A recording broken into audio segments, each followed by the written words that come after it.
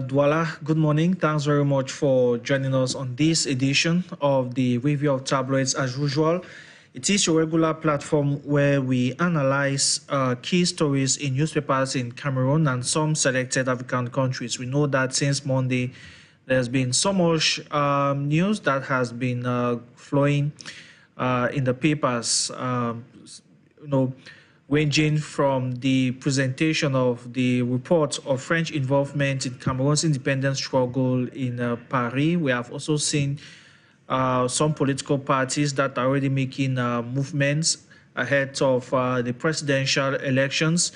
Also, we had the Minister of Agriculture and Rural Development here in Douala to launch a program about phytosanitary control, as well as the Minister of Decentralization and Local Development, who is in the Southwest region to discuss issues relating to decentralization. We shall be looking at all of that. But on our teaser today, we are looking at the responsibility of media professionals and journalists. This follows the publication on Monday and today of the newspaper Realite Plus about what now looks like a defamatory information on Professor Jean-Calvin Oyono by the publisher of Realite Plus. And we are taking that as reference to discuss about a cankerworm that is eating deep into the media space in Cameroon. Joining us as usual is our regular man on set, Henry Kejan. Good morning.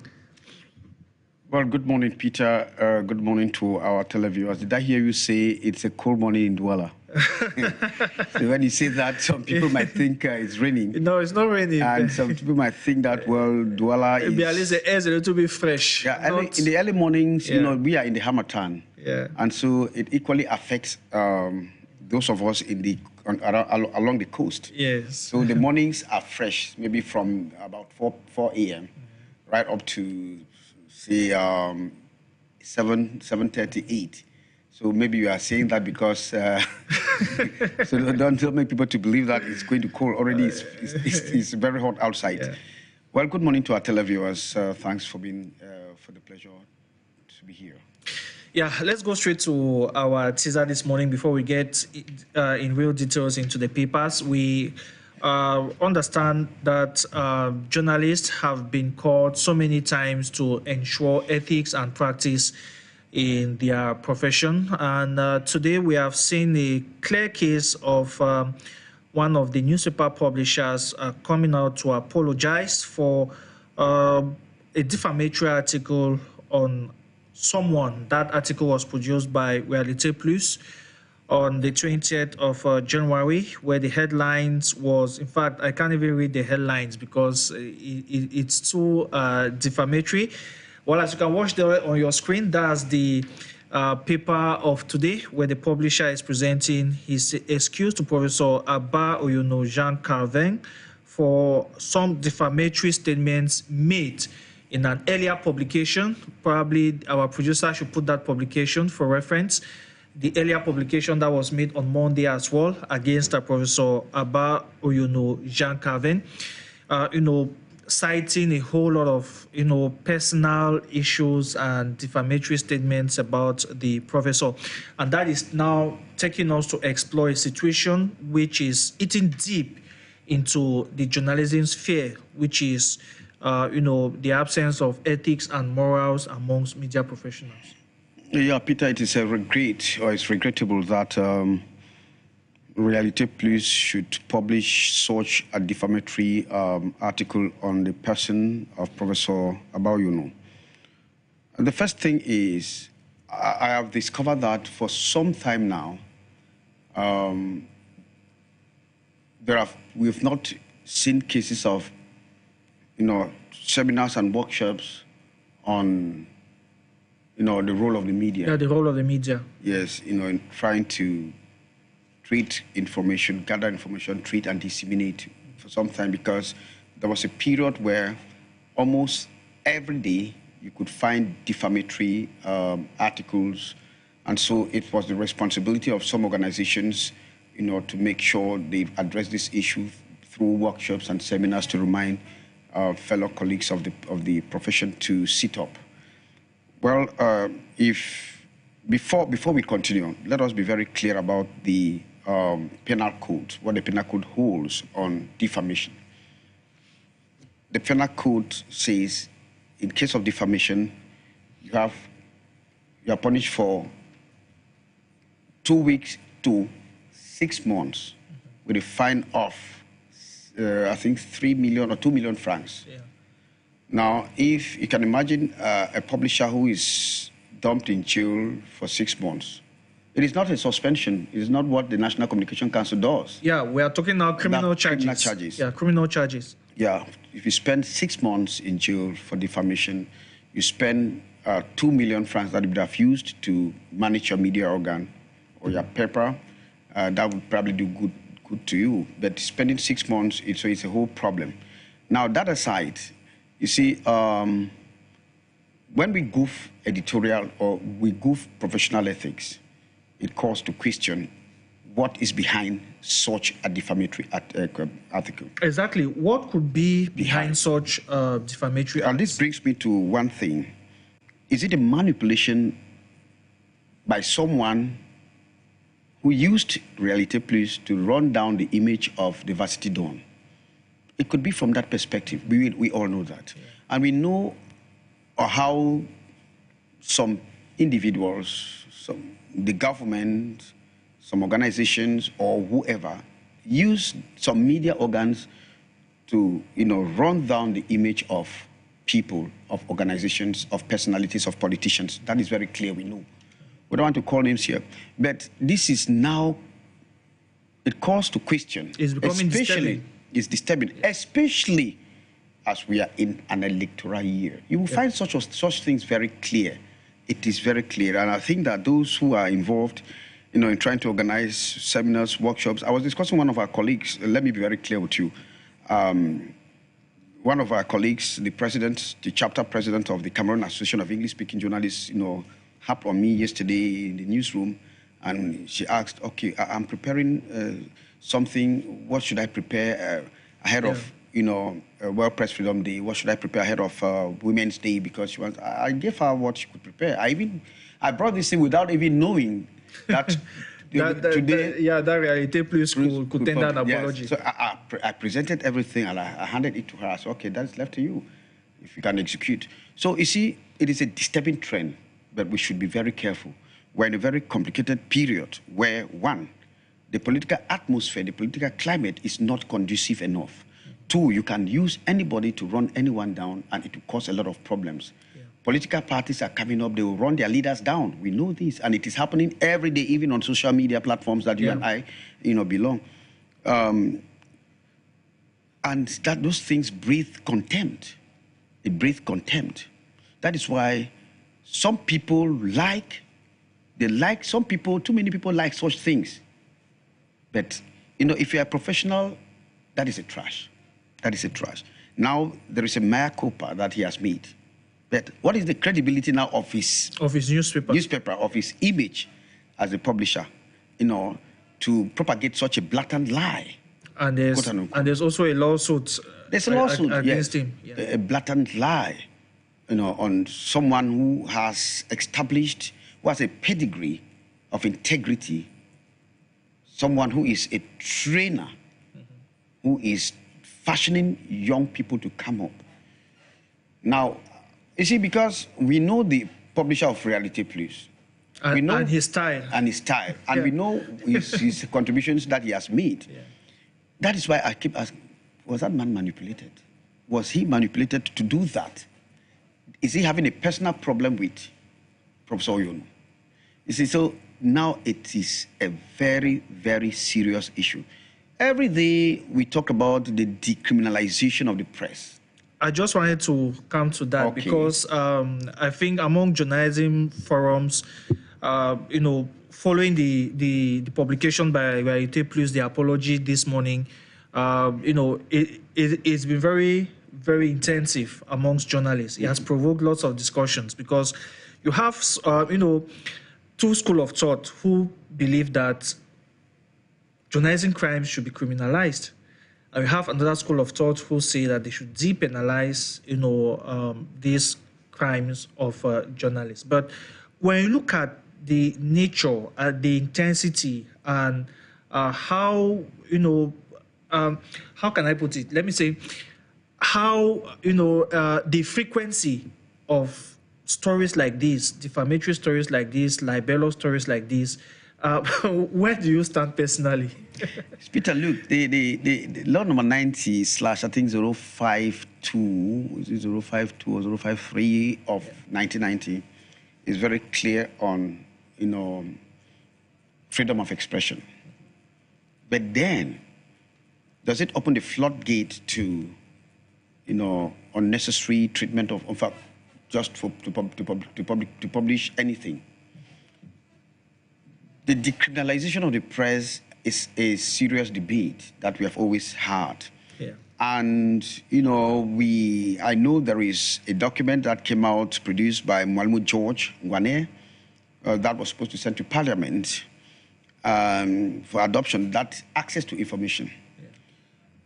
You see, when you read some media outlets that are respected, as they are following up a story as it's developing, they will tell you, when we will feed you with more information as that those information reach us. Reach us. And they will tell you, we have not been able to verify this information or to independently verify this information. Yeah. Which means that they don't want to feed the public with what they don't know. Listen, what is the essence of, the journalist? You gather information from different sources. You treat the information. You disseminate. If there are any developments, you follow up and feed the people. If you don't have any information, you keep quiet. You see, many people, sometimes, let us be clear, I know when we discuss with some of our seniors and some of those managing us, they will tell you the shocks that they receive because of us is unbearable. That is the pressure.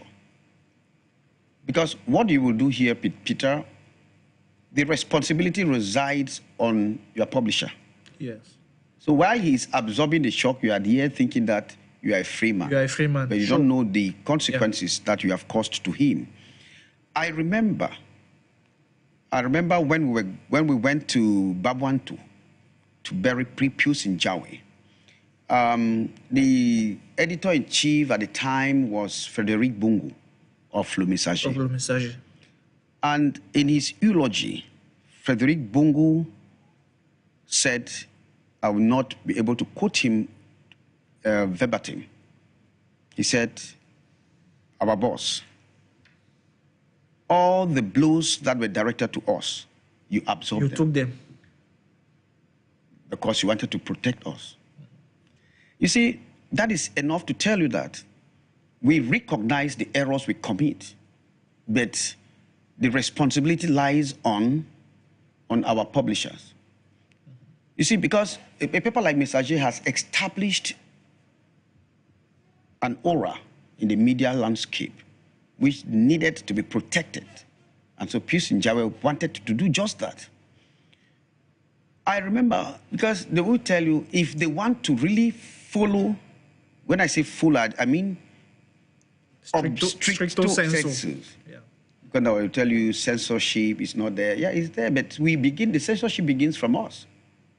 You censor your article, what you publish, or what you want to publish. That's what they call gatekeeping. Gatekeeping. Yeah. Now, someone said if they want to really follow the law, many of us will be in prison. And that's true. Yes, many of us will be in prison. I'm even talking with myself. We are not going to lie. That's true. It's a fact. If we really want to follow the law. I sit here, it is true. I have a story that is pending. I could hastily publish, but I've not had the other side of the story. Yeah. That is why I've kept it on hold. I remember there was a day, there was a funny newspaper like that. I don't know. It's based in Yaoundé. And that paper was run by one lady. The name is slipping off. That published a story that the wife of the President of the Republic was pregnant. Yes, that paper, it published.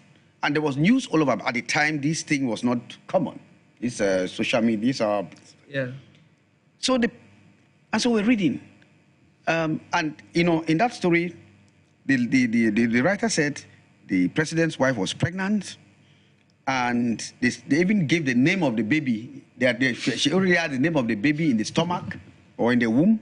How possible is that? Yes, and then they said, since the president,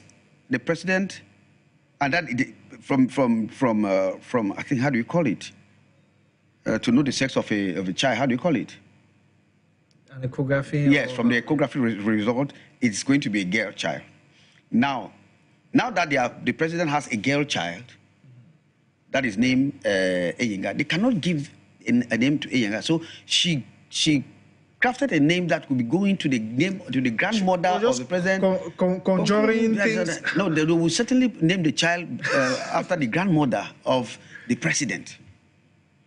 Then the news went viral. We start one day in the newsroom. One of our colleagues asked a senior, very senior, in fact, a father of the profession. He said, Monsieur le directeur, est-ce que c'est vrai que la femme du président est enceinte? Is it true that the president's wife is pregnant? That alone shocked our senior, our pa, I don't want to call names. Then the partner and asked, am I the gynecologist? The doctor or the doctor of that woman? I can slap you here. You see, why do I say so? I'm saying this because sometimes you conjure things that will land you into trouble. Mm-hmm. They always tell you, you have the information. It's not even all the information that you can broadcast of such the consequences that in fact the effect it will cause. Mm-hmm. So we should be very careful. Sometimes they tell you kill the story. Yeah. Sometimes killing the story doesn't even mean like we put it in our own parlance. It's a gumbo story. No. Killing the story doesn't mean that someone has given you money because you have weighed the consequences of broadcasting that story, of running that story, the damaging effects, the ripple effects. How will people look at it? People's personal lives are different from their public lives. And those are issues that we need very, to very critical. Very critical. And before we back out from this, he has already submitted an apology. It's left now for Professor Oyono to pardon him. But I want to say that such things sometimes you pardon because it's waste of time for Professor Oyono to be moving to the courts and to battling. Because now some other people will say, "Oh, press freedom there's no press freedom in Cameroon." They have giving the freedom. Press freedom comes with responsibility. Responsibility. So I just think Realite Plus will sit up next time, and this is just a pointer. And they are not the only ones. They're not the only ones. There are many newspapers. Yeah, with the kind of bad philosophy and bad press. This is a critical moment. People should stop writing what they don't know. Some don't even publish. They just do by the front pages. Yes. And put on social media. Now, with the cyber criminal law, they will still not go free. Yeah. They will still not go free. Tomorrow you will hear, Kejang, they will run Kejang. What has my private life got to do with my political career? My private has nothing to do. It is my political career that we are looking at. That is from there that you can judge me. You don't need to bring my private life into my political career. Nobody is interested in that. So politicians will be run down at this particular moment, we know, at this particular time. And you will be hearing invectives, and sometimes journalists will jump into it. You just gather, fillers from the social media, and then you come up with the front page and run Peter down. I think this alone is already a reminder that we have tough times ahead, especially from now to 2026 or afterwards. Yeah. And we do hope that even the beyond the NCC, the journalism associations and trade union groups can also look into issues like this and sometimes come out to condemn when it's really bad. Yes, you are correct. I want to say that I respect some organizations, some journalism associations and unions, because they always organize regular training, regular professional corner during their meetings, that they remind people. I'll just quickly say this. Has already planned 2 meetings with professionals so that I negotiated that for them. I said, I called the experts. I made clear the objectives of that training to him. And because once you give an information, the public rely on us. Yeah. Watching us know this very well. When some people are arguing this, let us turn to Monsieur journalists. Monsieur journalists, yes. Because they know that you are well informed than they do. And so if you are not informed, don't inform them. Sure. Or if you are not informed, don't deform them. Yeah. You understand? Because whatever thing you will say, they will take it for gospel truth. Or you can be informed. It's just like that you have been bribed. Yes, it's just like a child in the house. Once you come home and say 1 + 1 is 2, you say, no, my madam says you will have problems because now you have already spoiled his day. Yeah. And you see this young man will carry his book, say, madam said that 1 + 1 is 3. So once the journalist says, this is it, it spills like wildfire in the Hamatan. All right, we do hope that journalistics and practice. Moving on, as we get ahead with the presidential elections and the political climate slowly defining itself. We are now going to have our first break in Central Africa. When we come back, we delve into a newspaper proper review. We kickstart with Cameroon Tribune after the break.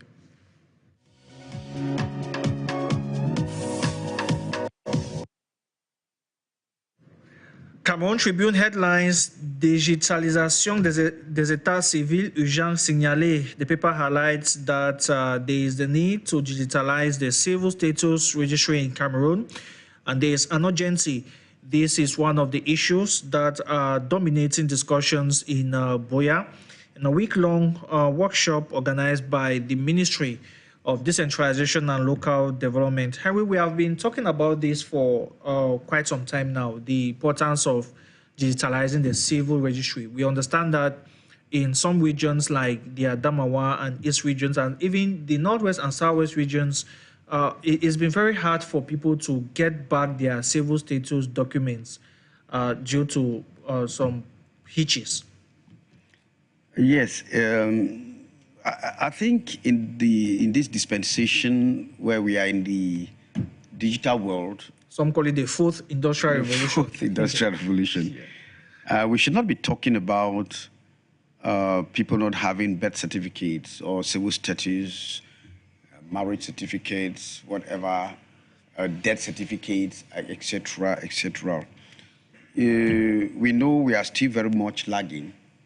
But when you look at the speed with which we are moving, I don't think we should be talking about children not having birth certificates fast from birth. The system should be such that once a child is born, it automatically signals in the central unit, either of that region before it moves to the national unit. I mean, national data bank. Those things should be automatic. Once a child is born today in Britain, at this moment, I don't know the time now. It's 9:58, and that should be 8:58 in Britain. That should be 8. With the Greenwich Mean Time. That's true. That should be 8:58. If a child is born, it signals. If the information is entered instantly, the child came out from the womb, from the antries, from the vowels. Yeah, time of instantly. Birth. Yeah. The child left the antries at this time. Yeah. It enters, and the necessary information is recorded instantly, and it moves to the central data. We should get to that level. Okay, now look at, we are in the metropole like Douala.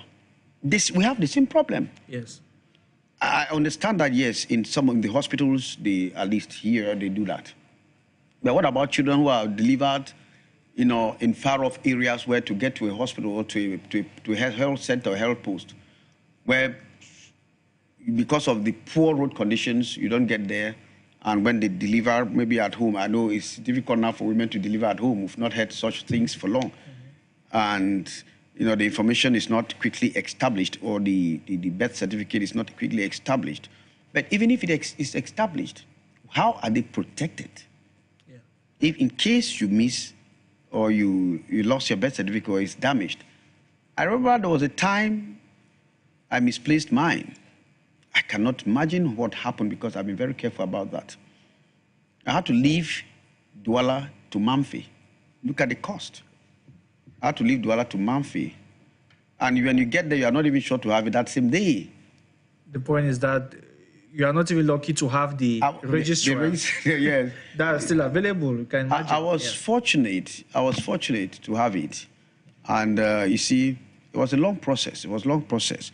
So we should be able to rethink how we could facilitate the acquisition and the preservation of those civil status documents that could enter the central unit, so that any time you can just go there and refer. Now we are talking about, there's this talk, on a single code for students as to follow them progressively. Unified number. Okay. Those are the elements of digitalization that we need to follow.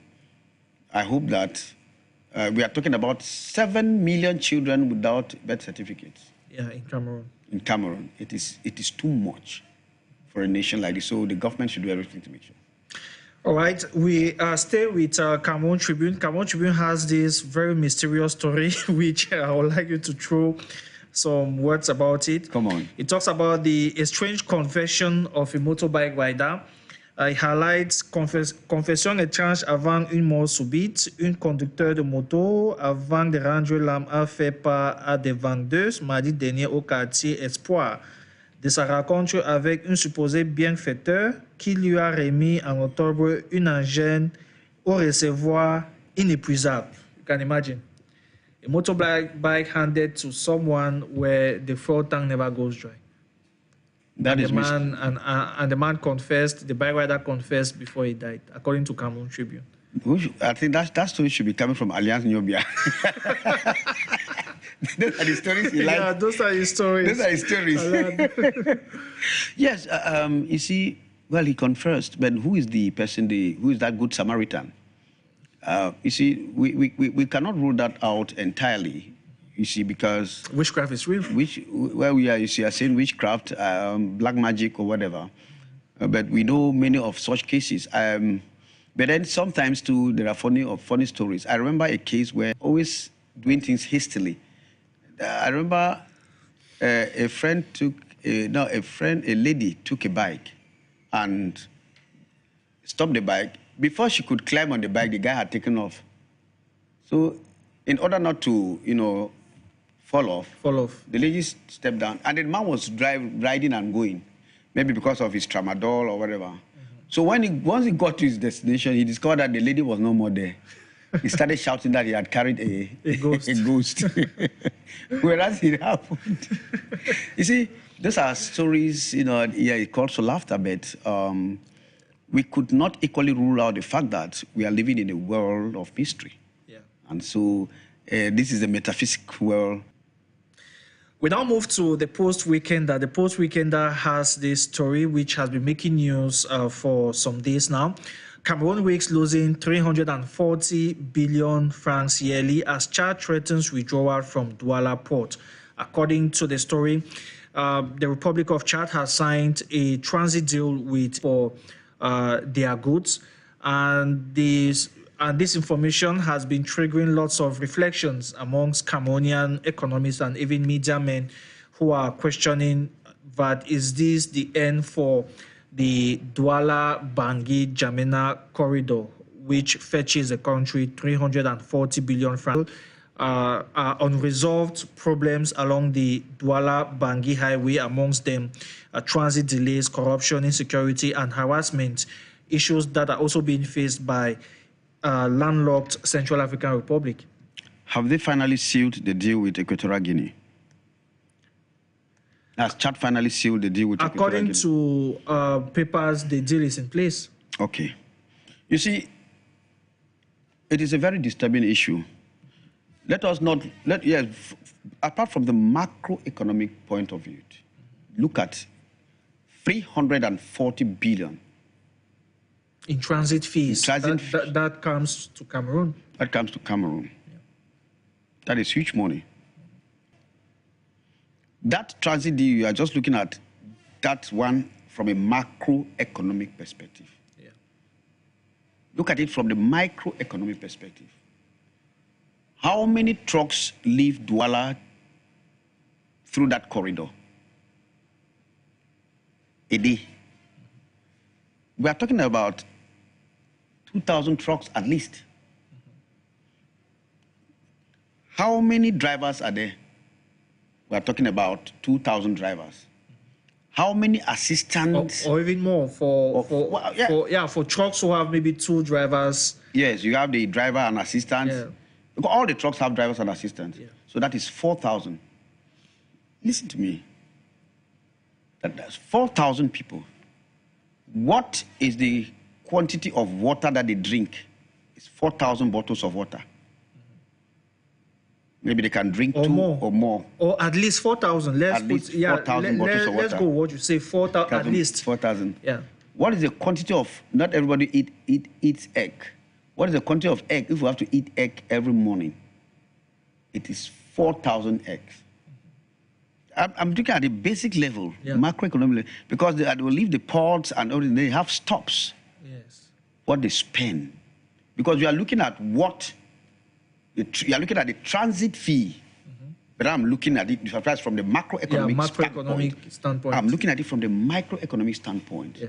When they pack, what they leave to the common man down there is huge money. The fuel at the fuel at the filling station. And the buy and sell. Now the fuel at the filling station, the buy and sell on the streets. On the streets. Yeah. So it is a huge loss if we have to lose Chad as our sub-regional partner. If we have to lose Chad as our sub-regional partner. So it is imperative that we strike a deal, we negotiate, we discuss. They have advanced a number of reasons. Yeah, Chadian authorities have complained so many times, transit delays, corruption, insecurity, harassment. We know that there have been meetings between Chadian and Cameroonian officials, but some of these vices do not really seem to go away. Let us leave delays, because the issue of delays is not new. Yeah. But let us look at the issue of harassment and corruption. Yes. And insecurity. Let us take those 3.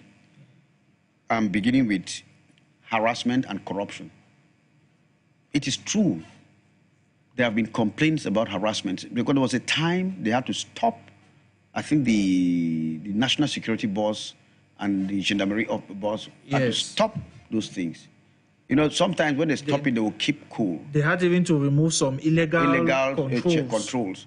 And after sometimes they will erect them. I don't know for what reason. But they have a reason to complain. And if the government thinks we cannot lose Chad as a business partner, they have to handle it like the Savannah affair. It like the Savannah affair. Yeah. 340 billion is no small money. It's no small money. The ripple effects is equally no small money. Because the economy of Cameroon. Some people seem to take this lightly, because they say, well, for Chad passing through Equatorial Guinea, it means it has to go through 4 countries, Equatorial Guinea, Gabon, Congo, the Central African Republic, and then Chad, which is very longer. Some people seem to take the fact that just maybe the Chadians want to have a leverage, so that when they come next time to negotiate with Cameroon, they can tell Cameroon that, okay, fine, these are our terms and conditions. If you don't agree, and then probably know that we'll back out and then move to Equatorial Guinea. From Chad, that is to say from the north, or from the south of Chad to the southern part, because we are now in the south, it's about 1,100 kilometers. About 1,100 kilometers or 1,200 kilometers, 1,260 from the southern Chad to the southern part of Cameroon. Yeah. It's about 1,260 or 1,160, in fact, about that. Now, let us try to compare if it has to leave Equatorial Guinea to Chad, the route that they would take. Now, we are talking about, equally talking about insecurity. How secured are the routes that they are going to take? Especially in the Central African Republic. Especially in the Central African Republic, with what you and I know. So like you say, it is probably wanting to pull Cameroon's legs because they must have weighed the option another deal with. So it is all left for the counterparts to handle the problem. We should not be arrogant. We are talking about sub-regional integration. You hear President Pobia will say Monfrère du South and Monfrère du Chad. Yeah. You always they call them chers frères. Yeah. They call themselves Dear brothers. Yeah. See, which means that if we are working, we should actually take into consideration the plight of another. Well, it is the natural factor that Chad is landlocked. Central African Republic is landlocked. Cameroon is open to the waters. We have other landlocked nations like, how do you call it, in Africa, which don't have access to water. Yeah. In the down south. DRC. DRC. Yeah. No, the DRC has water. The River Congo connects to the coast, okay, to the Gulf. But we should equal. That is why when they are that's the reason why we have bilateral relations. We have to talk on those things. The world has to be moving globally. So and at the time when we are talking about integration in the CEMAC sub-region. And regional integration, sub-regional integration. When we are talking about the trans-African listing from Cairo from Cape Town, Cape Town to Cairo. Those are the things, those are the items that need to be taken into consideration because we want to work as one. It's going to be for the interest of both countries to strike the deal. All right, we now move to municipal updates. Municipal update says that Bia's envoy Vondo Ayolo co-chairs committee's report unveiling in Paris on the research over France's role in the battle for independence. This follows an agreement between Emmanuel Macron and President Paul Biya in 2022 during the visit of Emmanuel Macron, where both heads of states were open to shed more light on the role France played in the battle for independence, particularly in the French part of Cameroon. Already the research team has completed their findings and Emmanuel Macron received it on Tuesday. President Paul Biya will also receive it on the 28th. That's next week, Tuesday. I just hope that the research or the work that was done should not have a political undertone. Those are the fears. Those are the fears. And to me, I believe the work, the 2 years time frame, well, to me, I don't think it is enough to conduct such a research. I don't think 2 years is enough. Because you have untold stories. You might not have enough, but you have untold stories. The role of France in the independence of Cameroon. Many people who would have given testimonies have died. The crackdown on the UPC. Crackdown on the UPC.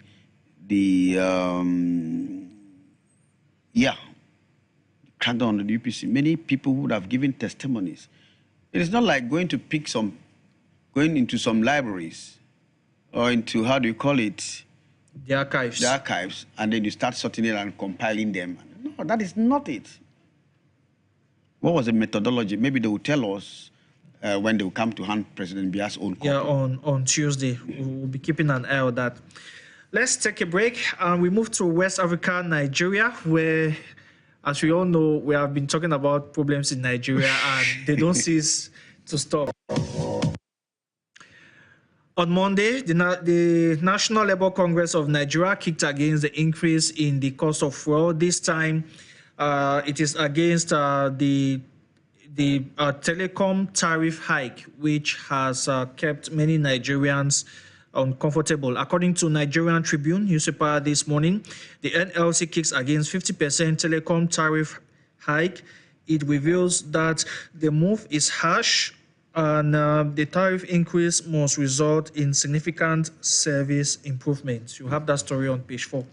Yeah, you said it. Tariffs increase. The increase in telecommunications. Telecommunication is the cost is.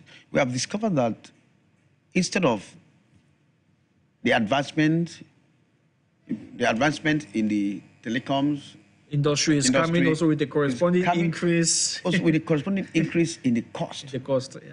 Yes, I can understand, but you see, we should equally understand those who are behind it. It could not be the Nigerians, it could be the partners who are working with the Nigerian government and those industries. So what about ours? Let us look at ours. It's the same thing. The telecommunication is very expensive. Remember the last time, that was last year or 1.5 years ago, where you had that there was a campaign against the telecommunication industry in Cameroon because of high cost of communication, because of people burning their data and so on and so forth. So they had to convene a meeting. I think the Telecommunications Regulatory Board in Nigeria should look into that. It will help the Nigerian people.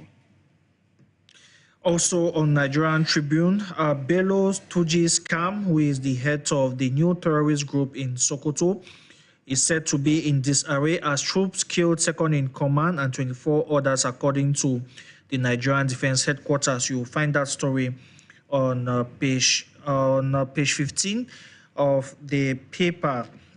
Also, court dismisses EFCC's arrest warrant request for Otudeko and Osanaya. You have the reasons on page 4. We now move to Daily Graphic in Ghana, where the first set of appointees, of ministerial appointees, have been installed, with the president, John Mahama, issuing a threat to them or a warning. He reveals that there will be no tolerance for arrogance and disrespect of the seat of the president. Yes. Come again. The president says that no tolerance for arrogance and disrespect.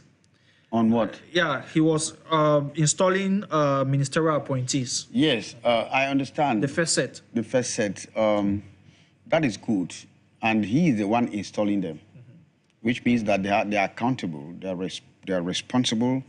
You know, he's looking up to them to deliver the goods, and he will not tolerate anything. Yeah.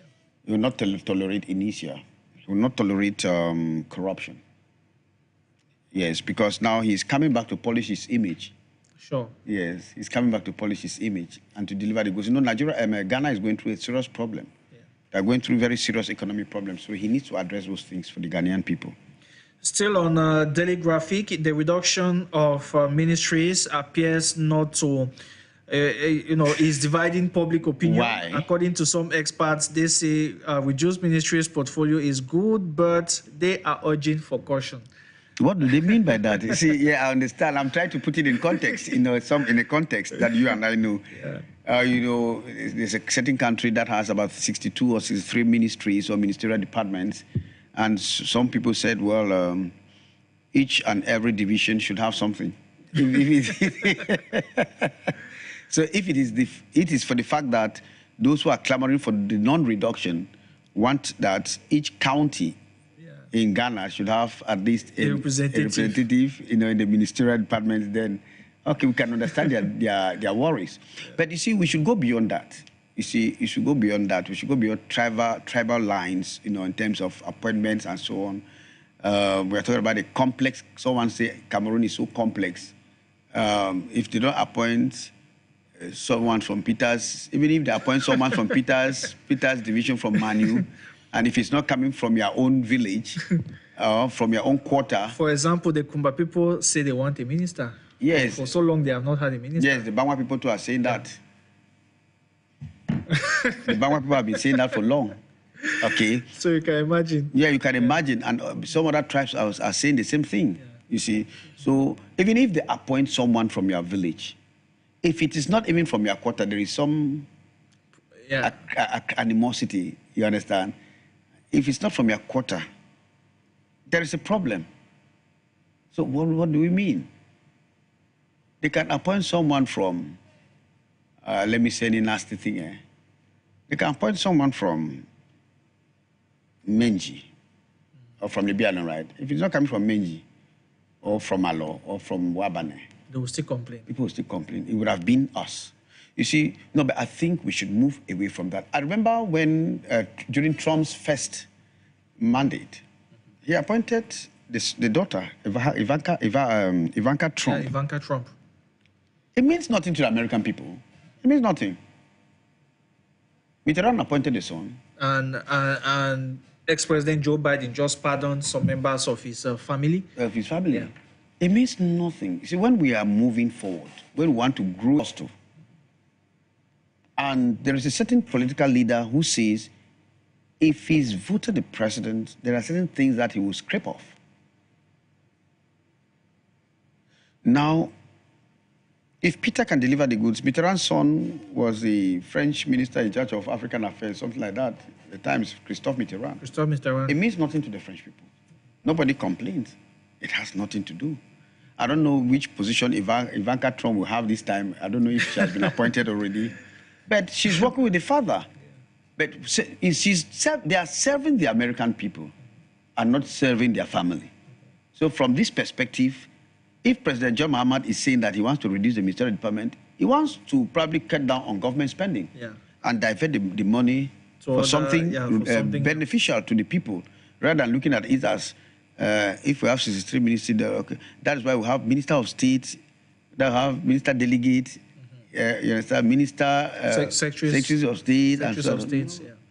So to make things look like, say, they are partage de gâteau, the national cake. That word, so it's a funny thing. All right, Kenya is boiling. We'll find out what is happening there.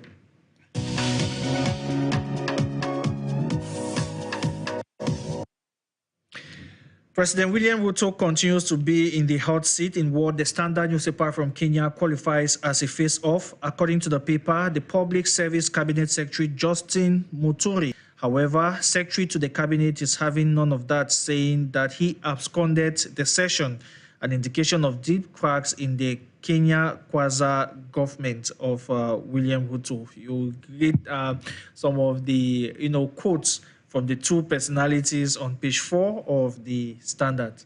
Yeah, that's true. Kenya is boiling, and someone is saying he was not properly invited. So that's why he did not attend. That's why he did not attend. Okay, and the other man is saying no, they invited him. Yes. Let him prove that he absconded the session. Absconded the session. let him prove that they invited him. So it's clear that there is a crack. It's clear that in fact, there's a problem amongst them. So they know the truth. An eye on that, because that or either both are lying or both are telling the truth. Or both are telling the truth. But according to analysts, it's putting lots of attention on President William Ruto now, whose government appears to be having some problems. Still, on the Standard newspaper this morning, the paper looks at Ruto's big gamble on state corporations as he has announced a move backed by the IMF that 42 parastatals are either going to be merged or dissolved to save government's money. While government says that no job will be lost, civil servants are in a worried lot. You'll get details on page 5, 6, and 7 on the companies that could either be merged or dissolved. Yes, I think this issue has started long time ago. Yeah, following the governors' protest, which William Ruto announced that a series of reforms will be taken. True. But the good thing is that they are promising that no job will be lost. Yeah, but civil servants themselves are not. They are not comfortable. Yeah, they're not comfortable. Yes, because anything can happen. Anything can happen. All right, we take our last break where we look at the situation in Zimbabwe.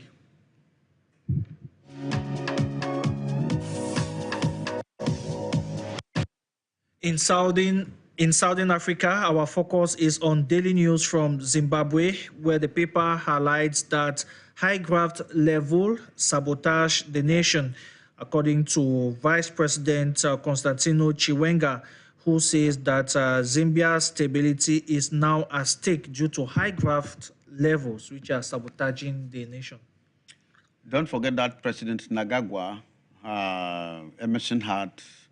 I remember I read something on the rapprochement, the political rapprochement between him and the opposition leader, when I think he visited his farm, right? I met him and we were discussing. And I told one of our friends and colleagues that is how politics is done. But if it were here, they would tell you it's a collabo. That's the word we have here, collabo. You know, has been oiled. Yeah, it's been oiled. I cannot have Peter. Peter is the president, and then Peter will not be able to invite the opposition leader so that we should sit and discuss issues of how we can run this nation. And we are not running a nation for us. We are running a nation for the people. So what is the essence of saying the leader will not, opposition leader cannot meet? When things are not moving, they call, even in Europe, they call the opposition head, the opposition leader, so that we should sit and discuss a way forward for the country. You see, it is important. People are moving forward, and Zimbabwe should not be left behind. I know President Nagagwa had promised that a long time ago. And that's why he highlights that the level of corruption is very high, yes, and that the country has to really ensure that the fight against corruption is effective as high graft levels continue to sabotage. It is everywhere. It is everywhere. And those are the things that the opposition leaders wanted to discuss with him. You know, curb corruption, because a lot of money is being wasted as a result of corruption. Yeah.